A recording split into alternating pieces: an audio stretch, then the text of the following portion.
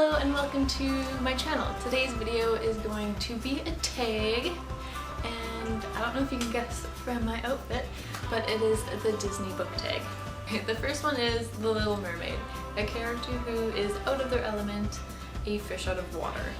I chose this one because Gemma grew up in India, but then her mother passed away and she had to move to England, and she'd never really been to England. She knows India, she likes India, and now she has to go to this all-girls school, and it's very weird for her, and she is a fish out of water.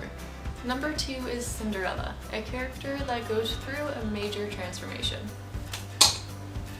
Okay, for this one I chose Red Rising by Pierce Brown, and if you've read this book, you know the main character goes through a huge transformation. Picking it for this one because for Darrow to become a gold, his transformations are crazy, and I feel like out of all the books, this one is the craziest transformation. Number 3 is Snow White, and it is a book that has an eclectic cast of characters. So for this one I'm choosing Angel Fall by Susan E. This whole series, the main cast is just so crazy and their personalities are fantastic. Her mother is just messed up. Her sister throughout the series, it's really interesting. I don't want to spoil anything because this series blew me away. But if you haven't read it, the characters in this book are amazing and I absolutely love them, and they are crazy. Number 4, Sleeping Beauty, a book that put you to sleep. And I feel bad picking a book for this one because I fall asleep for a lot of books. Just if I'm sitting in such a comfy position and reading, it's really easy to doze off.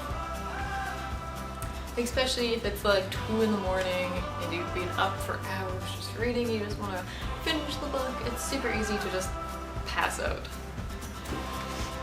But for this one, I chose City of Glass by Cassandra Clare, and this is book 3 in the Mortal Instruments series. This series, people love it. There's a lot of stuff happening in it. The characters are nice. I don't know. I wasn't totally sucked into the series, and this book is huge, and I wasn't really caring at all. Like, I did enjoy parts of it, but I just wasn't hooked in it. So when you're reading a book this big and you just don't care about what you're reading, it's super easy to fall asleep. Number 5 is The Lion King, and this one is a book who has a character that had something very traumatic happen to them in the past. For this one I chose a Colleen Hoover book, and I picked Hopeless. And Sky in this book had a really traumatic past, and you don't really figure it out until the ending, but this book actually made me cry. It was shocking how much I cried during this book. It was a really good book. Number 6 is Beauty and the Beast, and this one is a beast of a book that you found intimidating when you first looked at it, but after you read it, you really liked it and the story was beautiful. For this one, I don't have many books that look very intimidating except this one, because this is the biggest book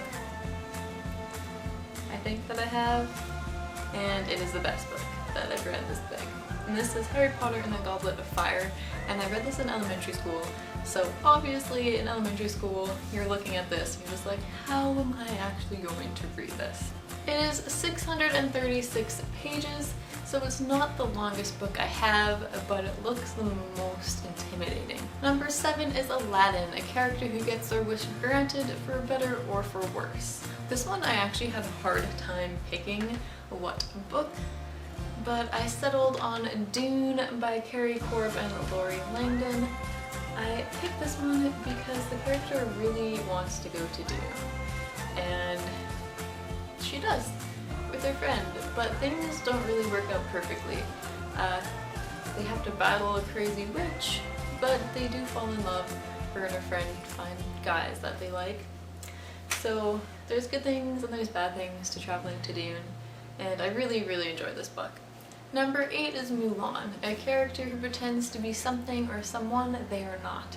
So this one I also actually had a hard time with because I just could not think of any book. So I settled on A Beautiful Disaster by Jamie McGuire, and Abby Abernathy is a good girl.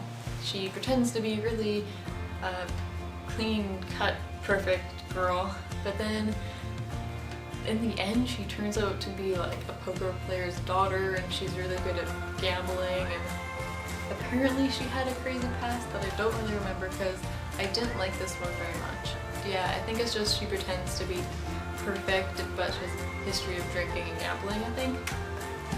Correct me if I'm wrong. Number 9 is Toy Story, a book you wish the characters would come to life. And this one, I went through them and there was a few that I was tied on, but The Hobbit by Tolkien, and I guess Lord of the Rings, I don't know, the same.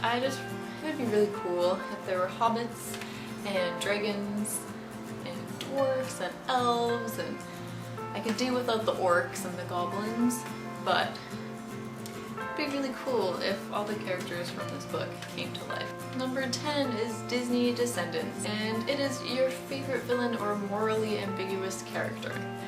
For this one I ended up picking The Kiss of Deception, which is a book 1 in the Remnant Chronicles by Mary E. Pearson. And I chose this one because there is an assassin in it, and I kind of like it. I forget his name though.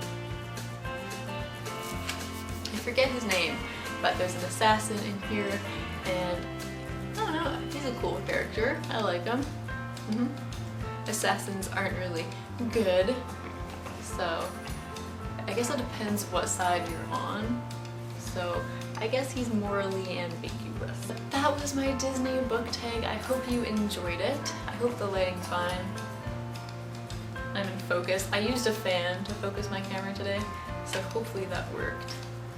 And today is a beautiful day. It is cloudy and rainy, which is nice because there has been a lot of fires in BC and just all over the world. There's been so many fires, so the rain is welcome and much needed. Yes, also if you like this video, make sure to give it a thumbs up, and I'll see you in my next one. Bye.